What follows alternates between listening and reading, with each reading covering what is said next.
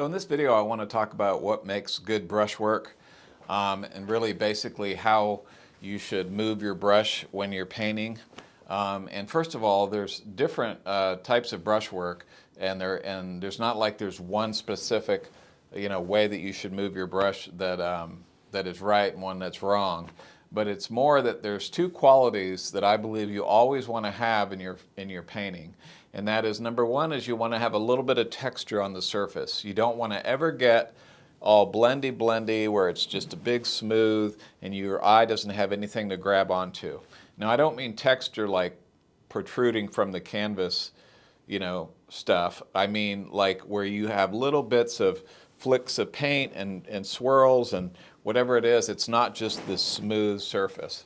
So at the end of this video I'm going to go through some classical paintings and show you exactly what I'm talking about.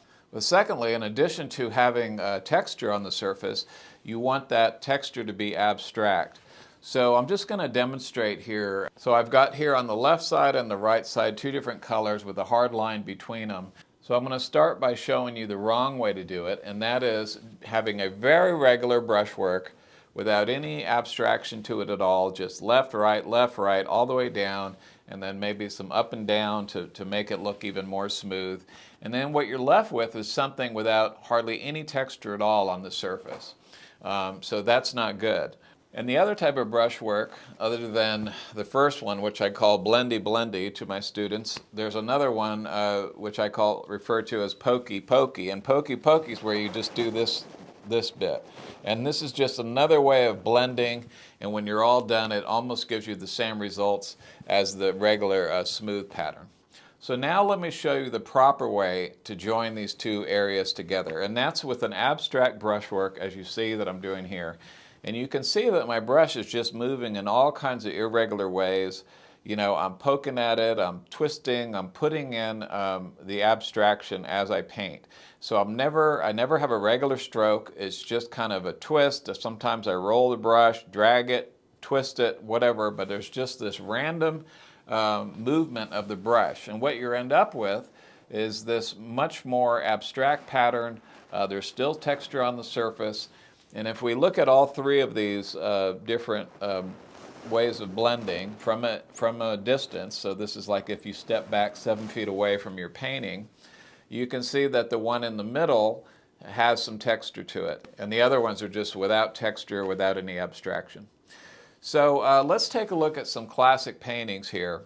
So in this first painting by Anselm, and I'm not sure I'm pronouncing that right, but from a distance, this is a super high realistic painting, and you might think that the skin is very smooth, but if we get in close, you can see that even in this very realistic painting, there's some texture on the surface.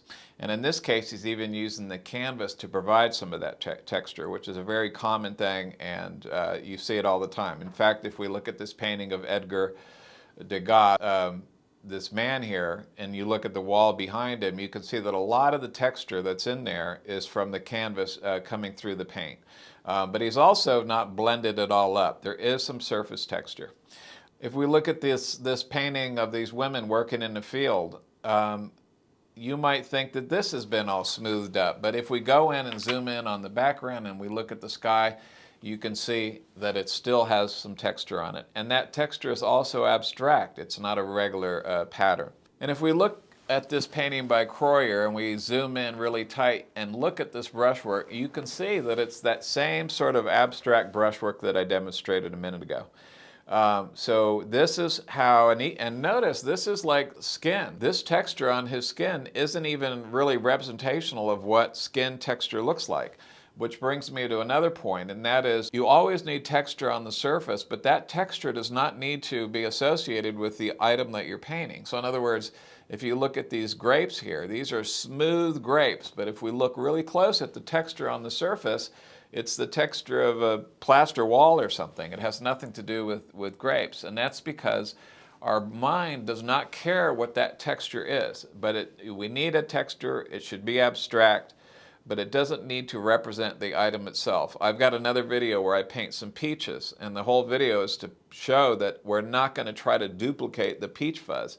We're just going to give some abstract texture, and that abstract texture is going to represent anything you want. The eye doesn't care. And here's one more painting, this seascape, which looks like it has a very smooth, blended sky, but if we look at it up close, you can see that even here we see texture. Okay, so let's look at it. There's one other thing that's a really big deal, and that is this tendency for people when they're painting something to oversimplify whatever pattern they see. So I'll give you an example. If we look at this cloth here, and we zoom in on this section here. So if I go in and I outline every little shadow and all the shapes, this is what that pattern looks like. And you can see how complex it is.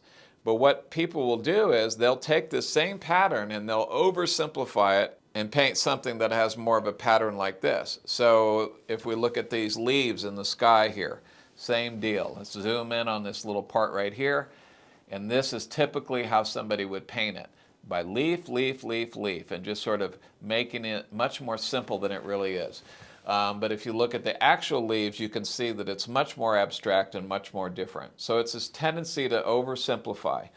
This is real typical, like in clouds. If we look at these clouds here, this is how people would end up painting this, just as a bunch of big puffballs. But if you look at the actual, what's really going on, you can see that it's way more complicated than that. Now, that brings me to my this other point that I want to make. So instead of going in like on this cloth or these clouds or the leaves and verbatim trying to exactly copy all of that messiness, which might take forever, instead you paint with this abstract messy stroke that is similar to the texture or the shapes that you see in the cloth or the leaves or the clouds. So you put in that messiness and you keep that abstraction in your own painting, just like you see it in nature. It may not be verbatim, every little turn and every little shadow is exactly the same. That's less important, but what's more important is that we're not oversimplifying everything, which is something that I see my students doing all the time. If they're painting cloth, they just simplify. And so you've got to keep that sort of abstraction in everything that you do. Well, I hope that's helpful, and I just wanted to quickly remind you that we now have all of our paints back in stock, and they will stay in stock. So we have the full essential palette in stock, and also we are in full development of our new Never Dry palette box, which I'm really excited about. So keep a lookout for that. Thank you guys for watching, and we'll see you in the next one.